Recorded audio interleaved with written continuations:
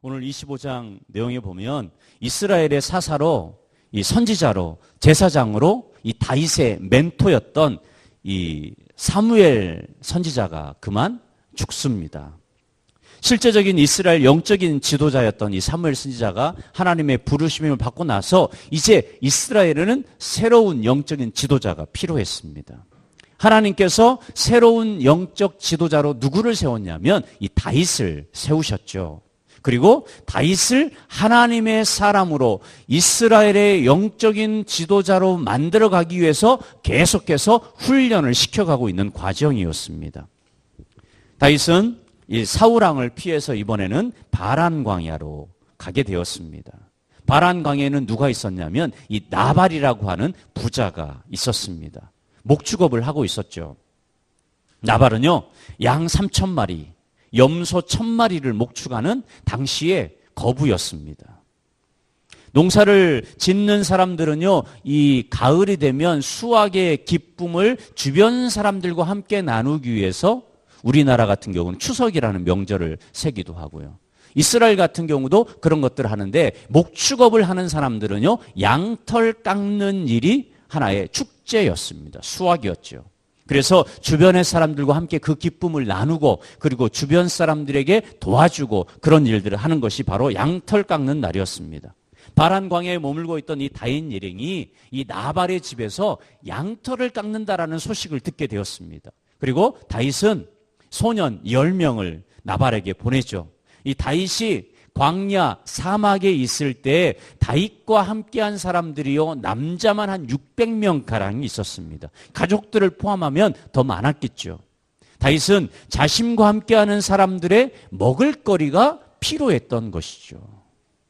다윗 일행이 광야에 있을 때 광야에 사는 사람들을 도적대나 그리고 주변에 있는 이방 민족들로부터 보호해주는 그러한 역할도 했습니다. 그리고 보호해주는 대가로 광야에서 특별히 식량을 구할 수 없기 때문에 그들의 도움을 받아서 식량을 얻기도 했지요.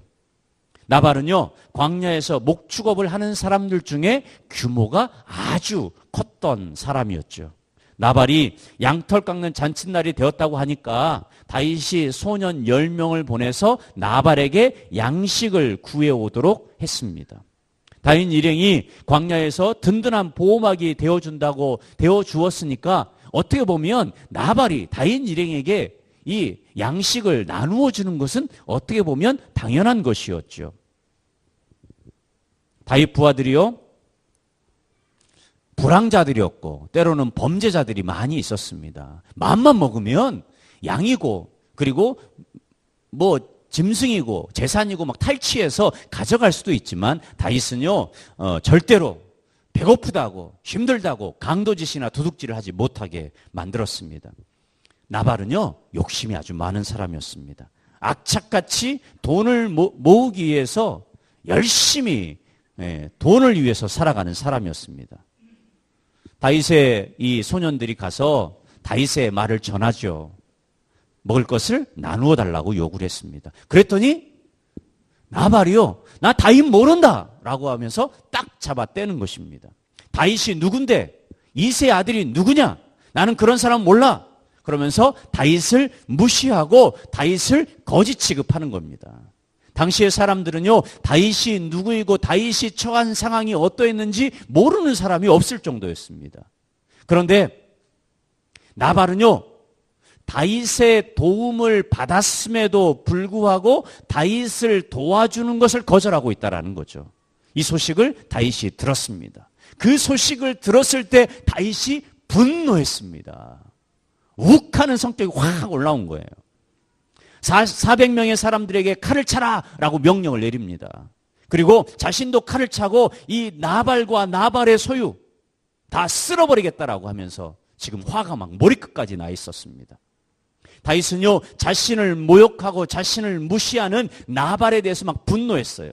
그동안 도망자의 신세로 살아가는 것이 얼마나 힘들었겠습니까? 서럽고 고통스러운 인생이었죠. 광야에서 양을 치는 그 목자에게 서러움 당하는 것 더 고통스러웠을 것입니다. 그동안 사울왕을 피해서 이리저리 도망자의 삶을 살았고 심지어 블레셋의 아기스 왕 앞에 가서 목숨 구걸하기 위해서 살기 위해서 미친 척하며 그렇게 살았던 다윗이었습니다. 그러한 삶이요 막 쌓이고 쌓인 상태에서 나발이 뭔데 자기 무시하고 자기 자존심 건드리냐 이거예요. 화가 막 납니다. 열받았습니다. 다윗은요, 이 분노하기 전까지는 어떤 삶을 살았냐면 하나님의 말씀을 따라서 하나님의 섭리, 하나님의 인도하심을 따라서 살아갔어요. 사울왕이 그렇게 자기를 죽이겠다고 쫓아다녀도요, 하나님의 기름 부은 종, 하나님이 세우신 왕을 내가 어떻게 심판할 수 있느냐? 그러면서 거절을 하면서 그렇게 살아갔죠. 그런데 먹을 것 좀 나누어 주지 않았다고 분노합니다. 전혀 믿음의 사람의 모습이 아닌 지금 다윗의 모습을 우리가 볼 수 있다는 것이죠. 당장 나발을 처단하겠다고 전쟁을 선포하고 있습니다. 아침이 오기 전에 나발에게 속한 모든 남자를 다 몰살시켜버리겠다고 지금 다윗이 막 얘기하고 있습니다. 하나님께 기도하지 않아요. 하나님의 뜻을 묻지도 않습니다. 분노 때문에 지금 자신이 어떤 일을 하려고 하고 있는지조차도 인식하지 못할 정도로 지금 화가 치밀어 올랐습니다. 다윗의 이런 행동은요, 전혀 다윗답지 못하죠. 하나님을 신뢰하고 있지도 않고 하나님께 묻지도 않고 하나님께 맡기지도 않고 직접 자신이 심판자가 되어서 나발을 처단하겠다고 지금 그렇게 벼르고 있습니다. 이성을 잃었죠. 너무나도 어리석은 행동을 지금 자행하려고 하고 있습니다. 이 다윗의 분노는 잘못된 동기에서 나온 분노였죠. 자신을 무시하고 모욕하고 그리고 그 얘기를 듣고 자존심이 너무 상한 거예요. 다윗이 골리앗 앞에 섰을 때도요, 하나님을 모독하는 골리앗을 보고 분노했잖아요. 의로운 분노였습니다. 만군의 여호와의 이름으로 골리앗 앞에 나아갔습니다. 하지만 지금요, 다윗이 나발에게 나아가고 있는 것은 의로운 분노가 아니라 너무나도 지극히 자기 개인적인 자존심, 자기를 무시하는 그것 때문에 지금 나발에게 나아가고 있다는 거죠. 자신을 인정해주지 않는다라는 것에 화가 났습니다. 다윗이 골리앗에게 느꼈던 분노와 나발에게 느꼈던 분노는 완전히 다른 거예요. 하나님을 인정하지 않고 하나님을 향하여 모욕하는 것을 보고 느끼는 분노와 전혀 달랐습니다. 다윗 속의 거룩한 모습은 지금 보이지 않고 있어요. 교만과 복수심이 지금 타오르고 있습니다. 가정에서 남편으로 무시당하고 아내라서 인정을 받지 못해서 우리는 분노하죠. 아내들은요, 사랑을 먹고 산대요. 남편 여러분, 아내에게요, 사랑한다 사랑한다 고백하셔요. 남편들은요, 인정을 먹고 삽니다. 당신 최고야, 당신 멋있어, 다 멋있다고 해주세요. 그러면요, 막 어깨가 들썩들썩거리면서요, 시키지도 않은 일 막 합니다. 그런데 무시하고 자존심 상하는 얘기를 하면 분노하게 되죠. 자신의 뜻대로 자신을 향해서 욕하고 비방하고 자신의 계획대로 되지 않았을 때 분노합니다. 거절당했을 때 분노하죠. 우리도 얼마든지 다윗처럼 분노할 수 있습니다. 분노는요, 과거의 상처에서 오는 경우가 많이 있습니다. 다윗은요, 어렸을 때부터요, 인정받지 못하는 삶을 살았어요. 사울왕의 사이가 되었지만 사울왕에게 인정받지 못했습니다. 형들에게 인정받지 못했고 아버지에게 인정받지 못했습니다. 자신은 최선을 다해서 이스라엘을 위해서 사울왕을 위해서 헌신했는데 아무도 자신을 인정해 주지 않아요. 상처가 되었어요. 박탈감을 느낍니다. 거절감을 느낍니다. 그래서요, 그것이 꾹꾹 억눌러 있다가 나발이 자기를 무시하니까 그 순간 폭발해버리고 말았습니다. 그것은요, 절대로 다윗의 행동에 합리화될 수 없죠. 그것은 분명히 죄입니다. 다윗의 분노는 단순히요, 화를 막 내면서 소리를 지르고요, 와악 막 하면서요, 막 뛰어다니고요, 막 먹으면서요, 그런 식으로 화를 지금 풀고 있는 게 아니에요. 나발과 나발에 속한 모든 남자를 다 죽여버리겠대요. 무서운 거죠. 정말 다윗은요, 자신의 분노 때문에 어마어마한 일을 지금 하려고 하고 있습니다. 자기 통제가 되지 않아요. 얼마나 격분했는지 아무도 주변에 있는 사람들 중에 다윗을 말리려고 하는 사람이 없어요. 이성적인 한계를 넘어버렸습니다. 다윗의 분노는 순간적인 분노가 아니었죠. 그동안 고통받았던 감정이 한꺼번에 폭발했습니다. 그래서 나발을 복수하고 계획을 세우기까지 해요. 그냥 무대뽀로 막 달려가는 게 아니에요. 400명의 부하들에게 칼을 차라고 얘기하고 나머지 200명에게는요 지키라고 얘기합니다. 자신도 칼을 차고 달려갑니다. 400명의 목숨을 지금 담보로 잡고 있는 거예요. 전쟁을 선포해서 나가는데 양쪽 다 피해를 볼 수밖에 없죠. 늘 신중했고 정확한 하나님의 기준에 맞는 판단을 했던 다윗이요, 지금 엄청난 일을 하려고 하고 있습니다. 분노는 자기가 생각하기에 자기를 무시하거나 자기에게 손해를 끼친 사람에게 그대로 되갚아 줌으로써 잘못된 것을 바로 잡는 것이라고 우리가 생각하는 경우가 많습니다. 받은 만큼 돌려주는 거죠. 분노를 통제하지 못하면요, 복수로 발전합니다. 복수하겠다라는 것이죠. 나발의 하인 중 하나가요, 이 모든 사실을 나발의 부인에게 이야기합니다. 나발의 부인은 아비가일입니다. 아비가일은 이 다윗의 분노를 알았고 자신의 남편이 잘못된 판단을 하였다라는 것을 알았습니다. 이때부터요, 이 아비가일이 막 급하게 움직이기 시작해요. 잘못하면 이 다윗의 분노가 나발의 온 집안을 고통으로 몰아넣을 수 있기 때문에 남편 몰래요, 막 급하게 일을 준비합니다. 떡 200덩이를 준비하고 포도주 2가죽 부대, 요리한 양 5마리, 볶음고식 5새와 건포도 100송이, 무화과 뭉치 200개를 준비해서 나귀에 실어서 종들을 먼저 보내요. 그리고 아비가일은 그 뒤를 따라갑니다. 그리고 다윗과 마주쳐요. 막 분노 가운데 막 쫓아오는 이 다윗과 딱 마주칩니다. 그리고 이 아비가일은요, 다윗 앞에 탁 무릎을 꿇고 엎드립니다. 쉽지 않죠. 그리고 다윗에게 말합니다. 내 주여, 내 말을 들으소서. 내 주여, 내 주여. 계속해서요, 무려 27번이나 바닥에 엎드려가지고요, 다윗을 향해서 내 주여, 내 주여라고 얘기합니다.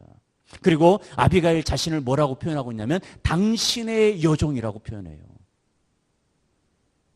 철저하게요, 자신을 낮추면서 이 다윗의 이 분노와 지금 맞서고 있다라는 것이죠. 그리고 이 모든 것을요, 다 이 아비가일 자신 때문에 자신의 잘못으로 일어났다고 지금 다윗 앞에 고백을 합니다. 아비가일은요, 이 일이 이렇게 된 것은 다윗이 보낸 사람들을 자신이 보지 못했기 때문이라는 거예요. 자신이 이런 일들을 알았다면 절대로 그들을 그냥 돌려보내지 않았을 것이라고 얘기합니다. 아비가일은 다윗을 높이고 자신을 낮춥니다.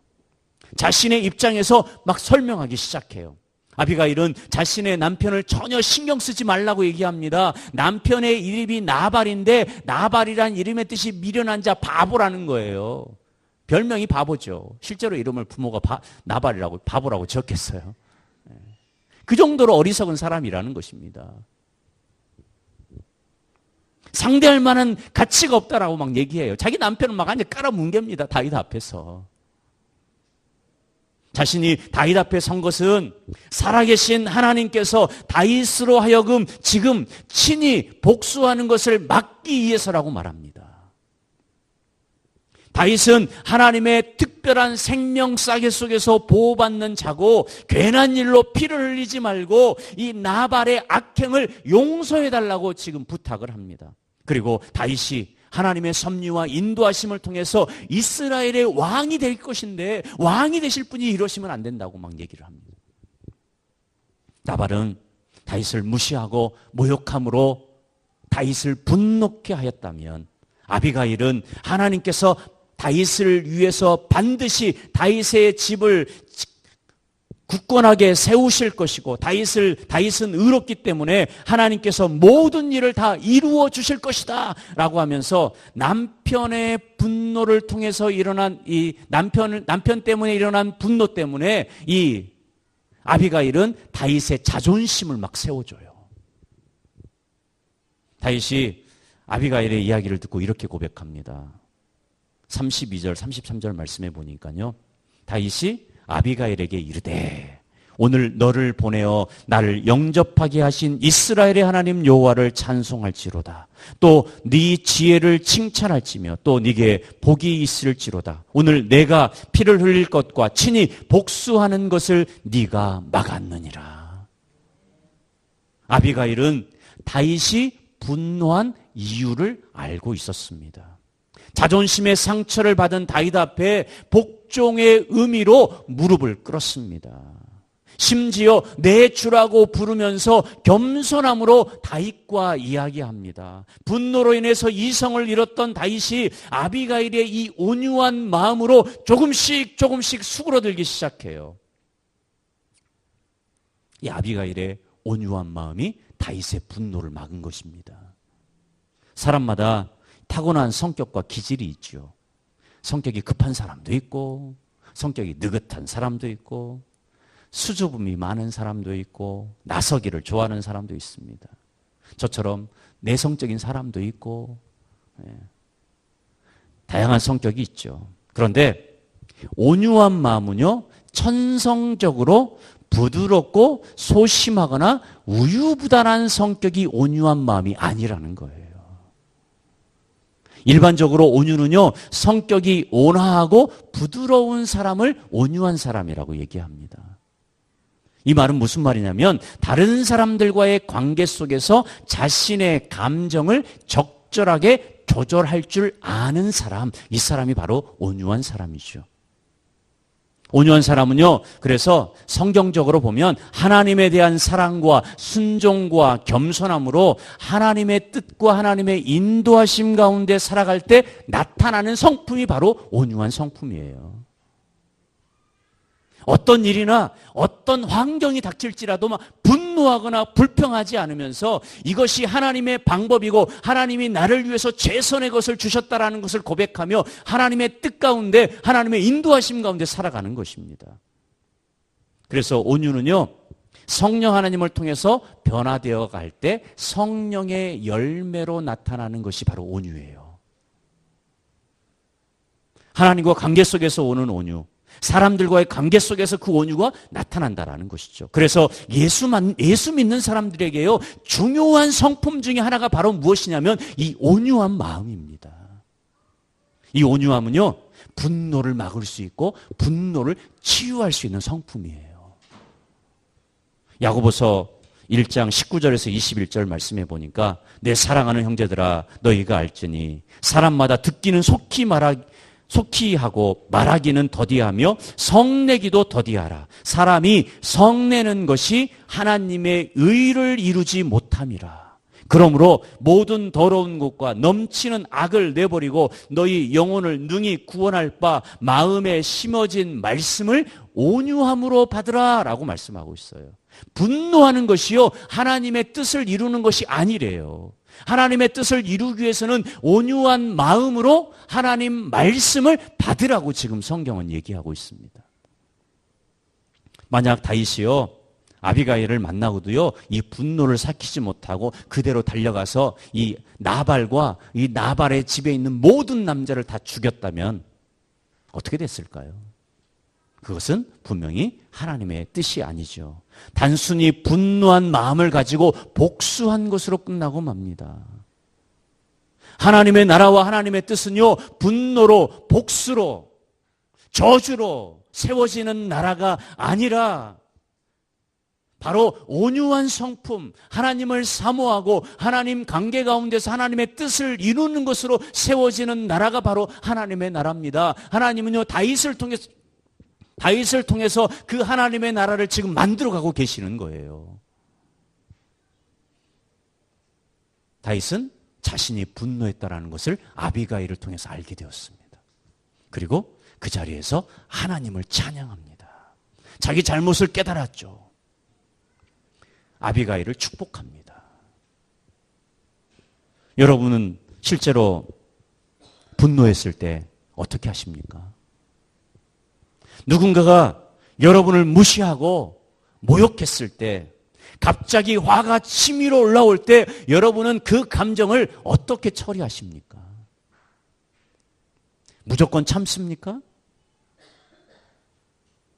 우리나라는 어렸을 때부터 그런 교육을 많이 하잖아요. 성인 군자는 참아야 되느니라. 참으린. 참는 자에게 뭐 있다? 복이 있다. 참으래요. 그 참다가 어느 순간 폭발하면 누가 책임져요? 분노를 억압하다 보면 가슴에 뭐가 되냐면요, 한이 맺혀요. 한. 우리 어머니들이 한이 많잖아요. 시어머니한테 당한데 얼마나 억압당했습니까? 모든 분노에는요, 원인이 있고 이유가 있습니다. 상처받았고 욕구가 제대로 표현되지 않았고 열등감으로, 애정 결핍으로, 수많은 이유들로 분노가 막 쌓이기 시작하는 거죠. 다윗은 아비가일을 만났을 때 분노하는 자신을 발견하게 돼요. 먼저는요, 분노하는 자기 자신을 봐야 돼요. 자기 자신을. 그래서 보통 분노하면 열을 막 세라고 하잖아요. 네? 막 누가 그러더라고요. 화나면 그래요.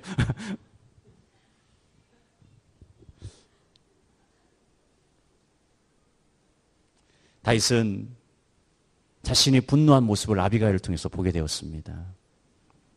하나님 앞에 자신의 잘못을 인정하고 아비가일이 품고 있던 겸손과 온유한 마음을 자기 자신도 품게 되었다라는 것이죠.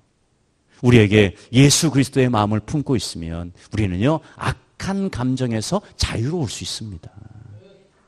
나를 분노하게 했던 사람을 우리는요, 예수 그리스도의 그 마음을 가지고 나아가면 용서할 수 있는 거예요. 나를 분노하게 했던 상황과 환경을 우리는요, 받아들일 수 있는 것입니다. 다윗은 여러분 완벽한 사람이 아니에요. 하나님께서는요, 다윗을 완벽한 사람이 되기를 원하시지 않아요. 다윗에게 원하는 것은 무엇이냐면 잘못된 감정을 바로 알고 그것이 죄악이라는 것을 깨닫고 다시 하나님 앞에 돌아오는 사람이 되기를 원하시는 거예요. 하나님께서 저와 여러분에게 원하시는 것이 무엇일까요? 완벽한 사람이 되기를 원하실까요? 우리는 절대로 완벽해질 수가 없습니다. 분노할 수 있죠. 그러나 그 분노 가운데 자신의 모습을 보라는 거예요. 자신의 잘못된 생각과 판단을 말씀에 비추어 보라는 거예요. 그리고 그 말씀을 통해서 겸손과 온유한 마음을 품고 다른 사람이 분노했을 때 그것을 잠재울 수도 있고 내 가운데 분노했을 때 그것을 잠재울 수 있는 마음이 우리 가운데 있어야 된다는 것입니다. 다윗은 잘못된 자신의 감정을 알고 하나님 앞에 감사하고 하나님을 찬양합니다. 아비가일을 축복하죠. 하나님이 요구하시는 것, 다윗에게 요구하시는 것, 하나님 마음에 합한 사람입니다. 우리에게 원하시는 것, 하나님 마음에 합한 성도가 되는 것이죠. 바로 하나님 마음을 품고 하나님 마음에 합한 사람이 되어서 우리의 잘못된 감정들, 상처, 분노, 두려움, 질투, 미움, 그 모든 것들을 다 벗어버리고 자유롭게 하나님 앞에서 기쁨으로 살아가는 저와 여러분 되시기를 주의 이름으로 축원합니다.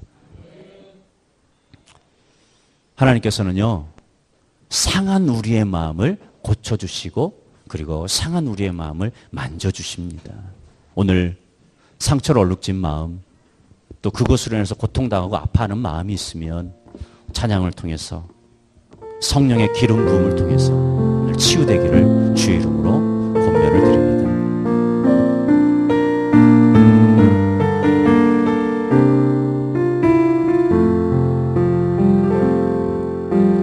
마음이 상한 자를 고치시는 주님, 하늘의 아버지 날 주관하소서.